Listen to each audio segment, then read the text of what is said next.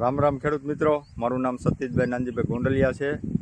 મેં આ શીણાનું વાવેતર કરેલું છે અને શીણા અત્યારે 50 દિવસના થયેલા છે। તમે ફ્લાવરિંગ જોઈ શકો છો।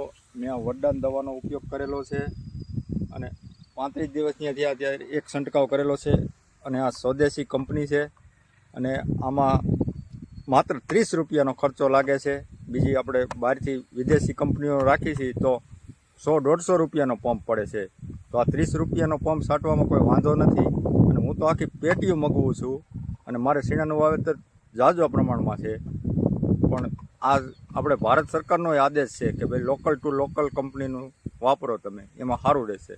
હજી મારે એક બીજો છંટકાવ આને કરવાનો બાકી છે, પણ 50 દિવસના થાય ત્યાર પછી મારે એક છંટકાવ કરવાનો છે।